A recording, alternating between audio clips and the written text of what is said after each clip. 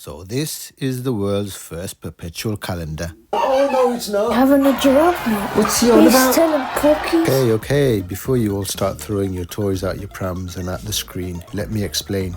In this episode, I also broke the movement, so I had to fire up my lathe.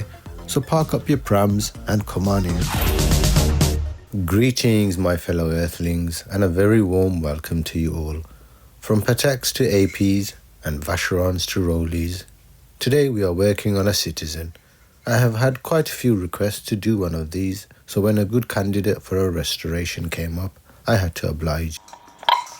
So I've installed a battery in this watch and you can hear it tick, but the seconds hand isn't moving and none of the functions seem to work correctly, and you can see the day hand has decided to have a rest on the 10th day of the week.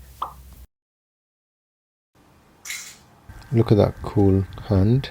This legend is a Citizen Avalon with a Calibre 6700 and is the world's first perpetual calendar. Oh no, it's not. Actually, it was Thomas Mudge. I thought it was Patek Philippe. He's telling cookies. Okay, correction. So this is the world's first ever Quartz perpetual calendar. And what about the digital synchrono watch? He's telling cookies. So this is the world's first analog Quartz perpetual calendar. Are you sure? Are you certain? Have you done your research? Have I done my research? This watch keeps the correct date for 100 years, up to the year 2099, even during leap years. So it will be interesting to see how that is achieved, using more plastic than a plastic surgeon. Section fitted on. The dial is in such nice condition. Ooh. Now let's talk about this Citizen Avalon.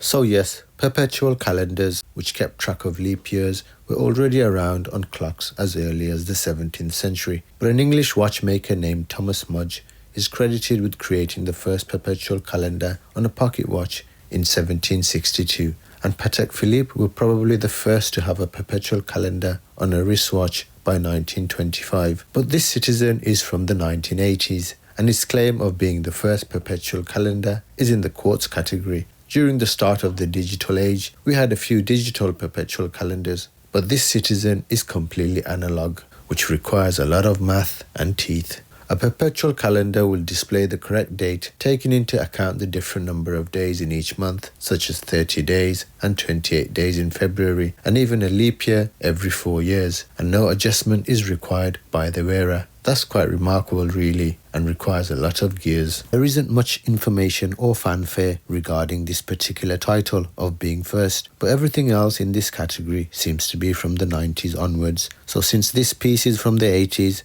I'm giving it the title. So we've got a lot going on here. So I think we'll start off here, and let me see if I can get all the names of the wheels. And we'll check each wheel as we go along to see if there's any issues there. So that was the second intermediate day driving wheel, and this is the first one, and that is the day wheel, and you can see it's sitting just underneath that switch spring, but it should just slide out. It's a plastic wheel but with the metal pivots. Intermediate date dial driving wheel, but it looks more like a step rotor to me. And I think that's the intermediate month driving wheel. But hey, we have a bit of metal. And that's the date wheel. And that's a date rotor. And again we have another step rotor by the looks of it. And I think that's the year wheel. And that's minute wheel and pinion number 2. Intermediate switch wheel. Now if you look carefully here, there seems to be a post holding this intermediate switch wheel. But after the wash, it sort of vanished, so I had to make a new one on the lathe, which you'll see later on, as I didn't see it missing until I came to reassemble the movement. Now we have these 2 switch springs, which we can remove, and we have the other one just here. So these 2 metal springs are the operating levers for the 3 pushers, so push that subscribe button if you're enjoying the show so far. Random! I think those screws are holding something else in from the other side, but I've taken them off now, and we'll go on to the other side, and we have a lot more to do on this side, and we just have to figure out now what holds in what. So we'll remove the train wheel bridge. We've got an intermediate year dial driving wheel and a step rotor. the step rotor there, just underneath. Now we can remove the circuit, and we have some screws, 1, 2, 3, indicated with some arrows so we don't get lost. Now this part looks familiar, doesn't it? Just looks like a separate Epson module or Miyota module with its own little coil and step rotor, and that's what probably drives everything else. And that whole thing should just lift out like so. That's pretty neat, isn't it? And we've got the battery connector. Now this movement is nowhere to be found on the interwebs, and none of my suppliers have any parts for it. There are a few coils for the tractor part of the movement online. However, these 3 coils for the perpetual calendar are unobtainium, so let's hope they work and let's not try to damage them any further. So always be careful not to cut the connection accidentally. And then we have 3 more stators here. And we have another piece, stator support, and that's it. And we'll dismantle all that separately.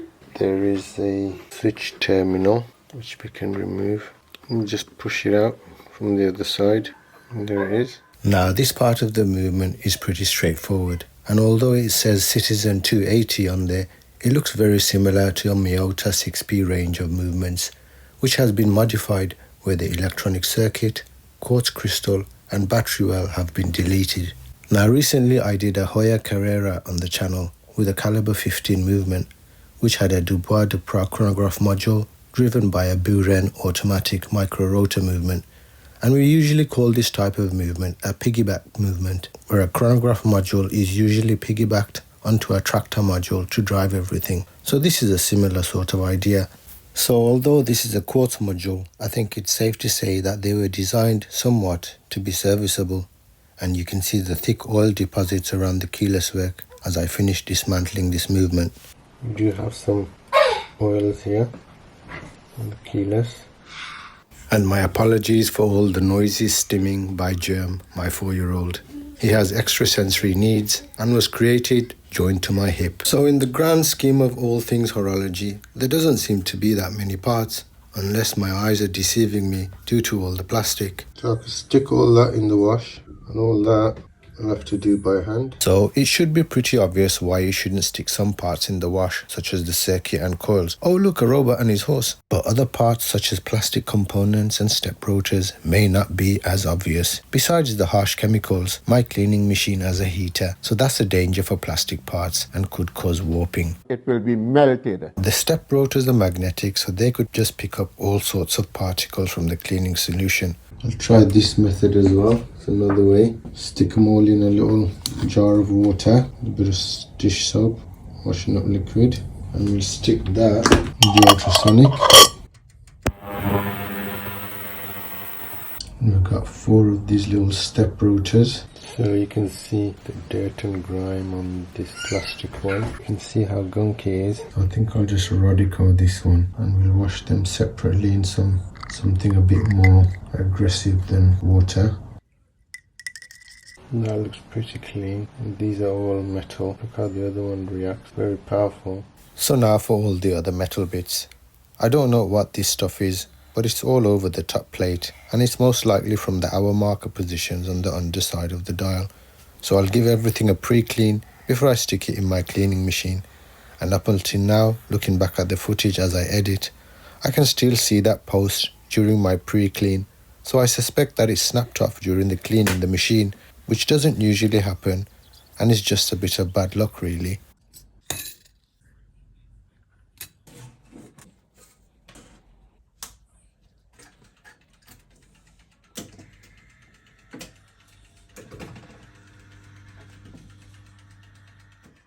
Now what are we going to do about this case? It's a strange one this. It should be a gold-plated case, but I can't tell whether the gold is all missing or all intact because of all the pitting and black staining.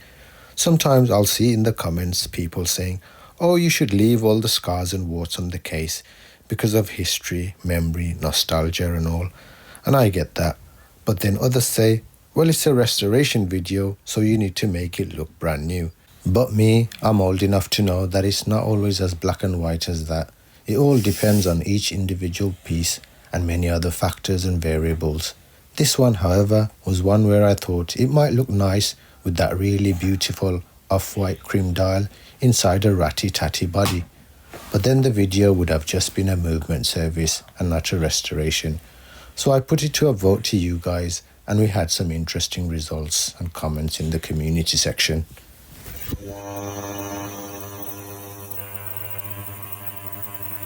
So I've cleaned this blooming thing. You can see all the crud is gone. Just trying to hide my crusty fingers. Don't want to put you off your dinner. So there seems to be hardly, well, there's no gold left on this thing at all. So I'm wondering whether to leave it in this sort of aging brass color, or shall I gold plate it? The ones I've seen online do seem to be sort of really shiny gold plated. So I wish I could give you guys some sort of vote.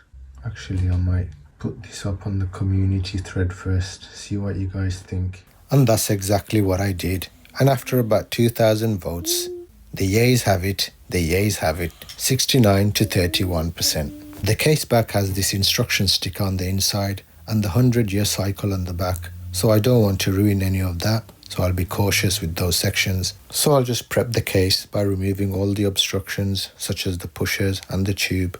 And it's interesting to see that the pushers are springless, so the springiness would come from the operating levers on the movement. The pushers, however, do look in really good condition, so they won't need much work apart from a little clean. You guys are so noisy.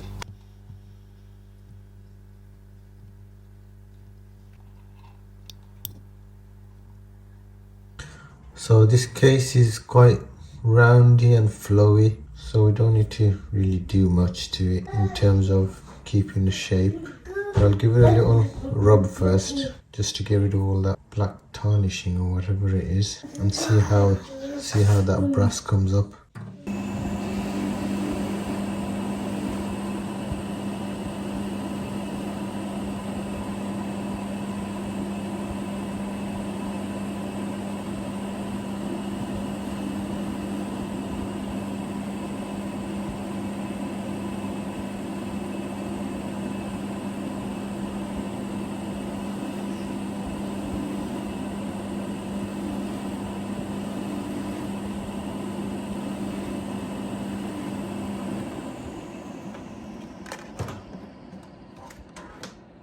So that was a few rubs, as you saw, and you can see it's coming up.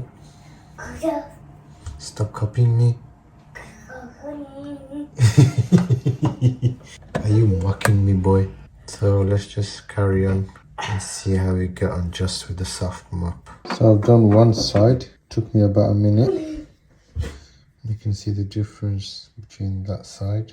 You can see it pitting all over, so in order to smoothen that out a little bit quicker, to hurry things along a little bit, I'm going to use a slightly stiffer mop.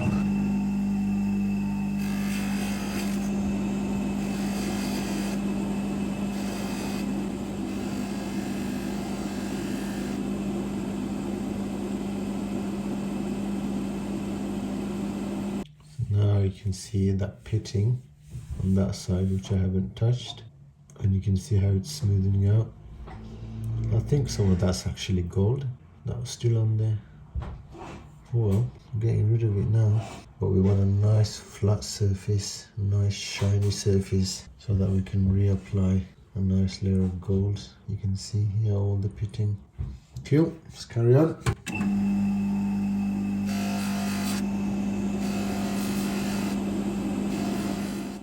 For the inside, I'll use a combination of these.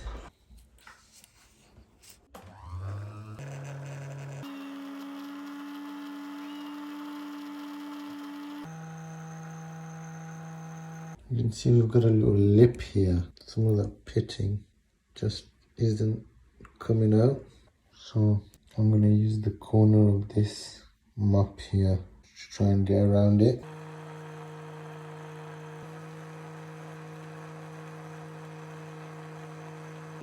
With this, I just want to give this a gentle buff because I don't want to remove any of those markings. Also, I don't want to get it in the wash because I want to try and preserve that original sticker in there. So I'll wipe everything down by hand once I've polished it up.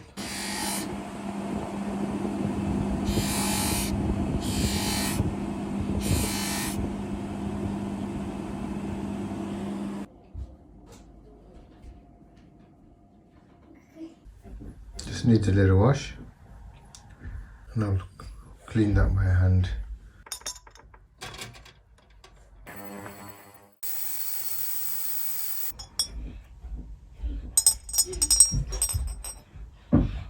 It's like trying to pick a toy out of a fairground machine.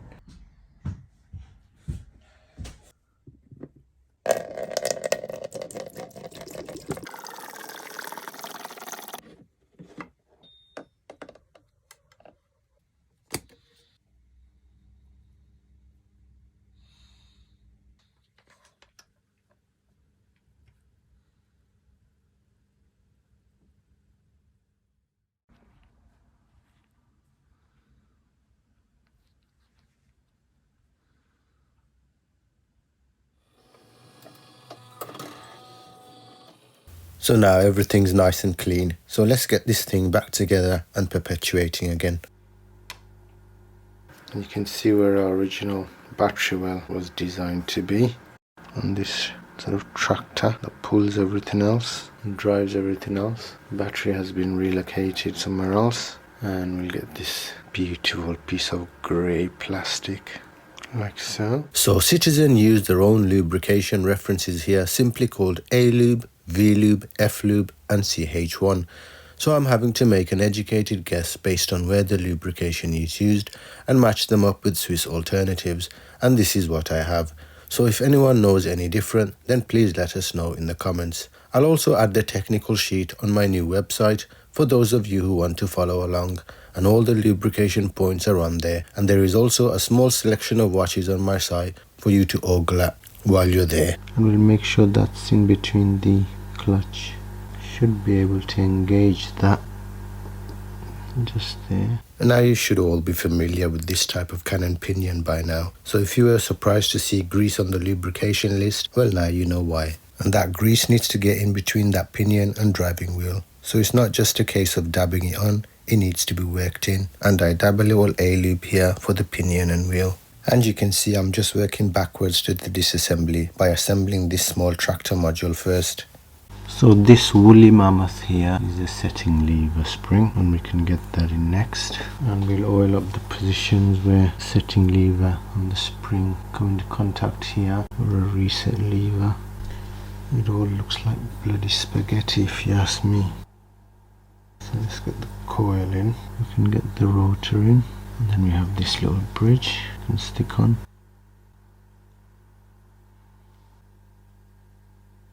So you can see we won't have access to this where the fifth wheel and pinion will sit next to the rotor, and it's plastic against plastic. So I'm just going to put a bit of quartz oil here before I stick the wheel in.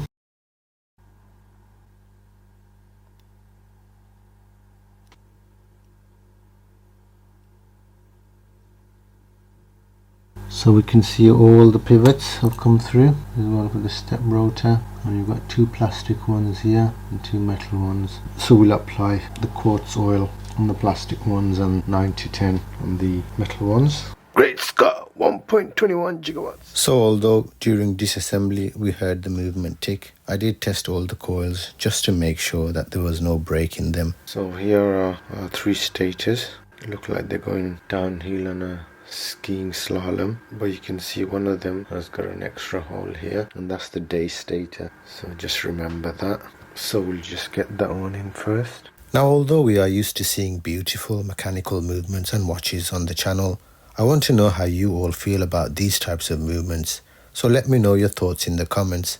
Me personally, I marvel at how they manage to get everything to work so precisely using such an imprecise material as plastic. I've done a few high-end Swiss quartz on the channel from the likes of Rolex, Vacheron, Cartier, amongst others, but these Japanese ones just seem to have this no-nonsense, no-frills kind of approach. The Rolex quartz I did had metal parts, and even the bridges and plates had beautiful perlage and Geneva stripe detailing. But here, if it's not necessary, then don't add it onto the bill. If it's not necessary, then don't waste time and effort on it. And I suppose there's a place for both approaches in the world of horology. We've got our battery connector in, and we'll get the tractor in. But whatever we feel or say, or however we look down our noses upon some of these types of movements, obviously not you guys, as we are all anti-snobbery on this channel, but regardless, some of these old quartz movements and watches have a cult-like following. That's the module in, and we'll get our 3 screws in, and the long one goes here, and then you've got a short one and a short one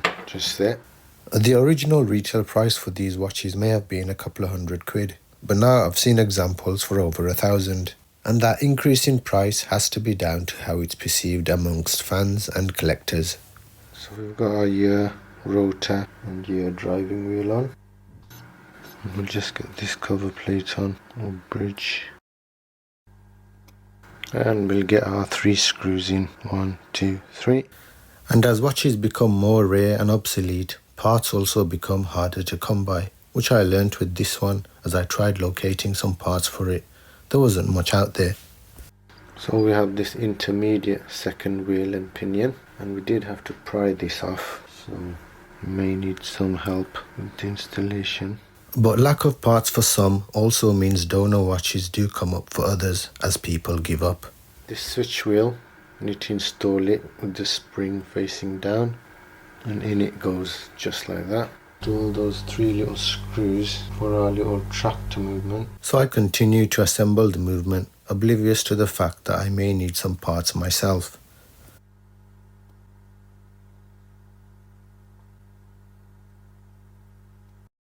So there was supposed to be a bloody post here, but it's not there anymore. So I'm not sure whether it broke off in the wash or whether it was missing to start off with, but we definitely need a post for this, and there's no way I'm going to find a whole new main plate for this movement. They're as rare as snake's legs, so I'm going to have to dismantle all of this now and see if I can make a post for this. Oh, thought this was going to be an easy one. So after all that, I dismantled the movement, and I've just marked the bushing that I need to remove so I don't accidentally hammer out the wrong one. It's cool that these are removable, which may indicate that the manufacturer has envisaged these mishaps. And in watchmaking, such issues and bad luck can occur, and you need to factor this in when attempting this hobby, otherwise you would go crazy and just give up. So I don't have the post to measure up, but the bushing is 1.2mm in diameter and around 0.5mm thick. I can estimate the length of the post by measuring the wheel and its 2 integrated pinions. But you can see there's another post here, and that wheel fits on that post, and I'd imagine they'd keep all the posts sort of the similar size, so I'll measure that one, and that's how I guess the diameter of the post. So I'll just do a technical drawing so I have something to work from. Well, what do you mean this isn't a technical drawing? So you can see the diameter of the post is 0.2mm thick. So I'll let you work out in your brains how small everything actually is. Now for some reason, well actually the reason being my lathe is in dire need of a service and not moving so well, I decided it would be easier to make this part out of brass. But it didn't quite work out, so I made it out of steel. I couldn't part it properly, so I'll shave all that off. It broke off. Boo! Just to show you the size of this thing. Hey, what do you want? I mean, it's ugly as the day is long, but let's get it in. So that wasn't too difficult, and it's a nice snug fit. Many generations ago, I did say I'd make a video of me restoring my lathe, but I'm finding it difficult negotiating the use of the dining table. But don't lose hope, it may still happen. We'll get it back in the wash. Let's see if our wheel fits. So I'll just test everything to see that it all fits and there's freedom of movement before I stick this main plate back in the wash for another quick clean. So I'm back to where I am. I've reinstalled everything again. And where was I? Now if it doesn't work after all this, then I'm gonna scream. Do a scream. Not like that. Like the girly type ones. Yeah, that's the one. Or at least my footage looks delicious with these new lights.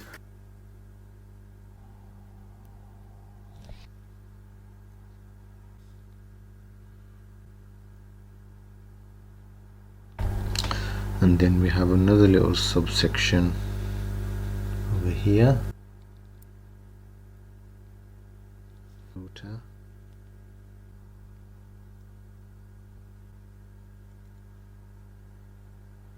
Wheel.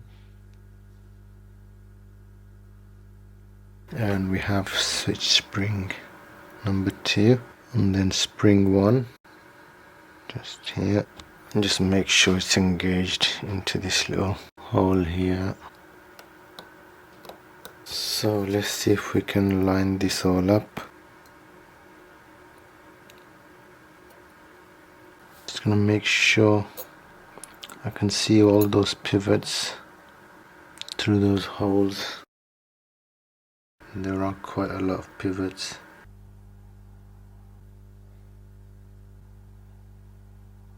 Mustn't forget to oil the other 2 pivots with the step rotors. So for those of you tinkerers who are working on this and you've come this far, we have to do a reset. So I've installed the battery, pull the crown out fully, and then we have, if you can see here, AR reset, and we need to touch all 3 of these points with the bridge, and then we should see the intermediate wheel here move. I think that worked. And then you have to connect S with the train wheel bridge. We're nearly there, stay with me now, don't you go nodding off.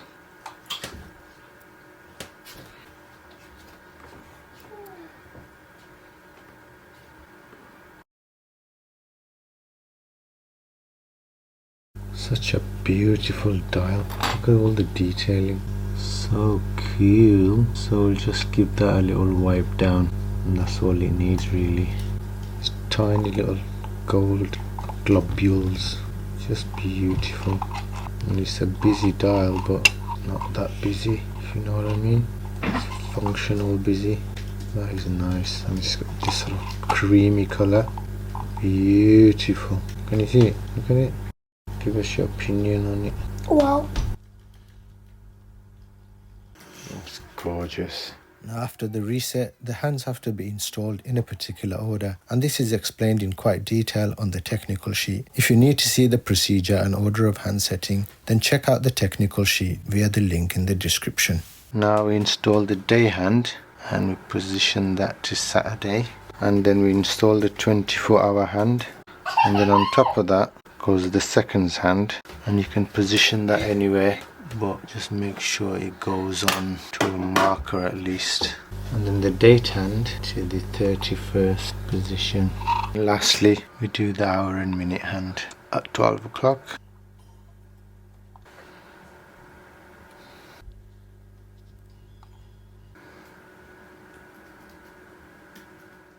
These pushers are alright. They don't have any springs in them though, so we'll give them a little wash. So I'm nearly done here, friends. I know a lot of you like to see prestigious mechanical watches being restored on the channel, but I get a mental block if I'm not trying to find something new to film on every episode. So I hope you didn't throw up all over yourselves when you saw all the undecorated grey plastic throughout this movement. I enjoyed fiddling around with this movement, and I hope it helps those of you who requested this one. Now the original crystal was scratched up, and on previous episodes I have shown you very laborious ways of removing the scratches, but I have a new tool to polish up mineral quicker, which I'll show you hopefully on another episode where the crystal is a lot worse than this for a better effect. But for now I'll stick a new one in, and I'm happy to say that all the functions on the watch are working, including the perpetual calendar. And I'll add some extra footage showing the operation of the perpetual calendar on my Patreon page for anyone that wants to see it. The watch looks gorgeous, and I usually play it right when it comes to styling the watch with the strap, but on this one I've decided to go a little mental with a blue ostrich. Why not? We do have some blue detailing on the dial, so it works. Well, thank you all for giving me company today, and I hope you found this one useful.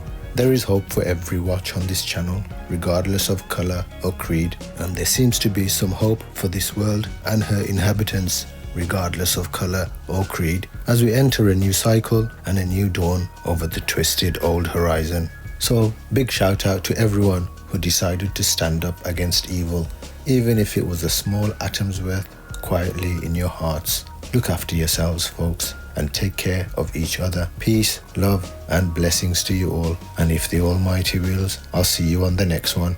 Ta-ra a bit.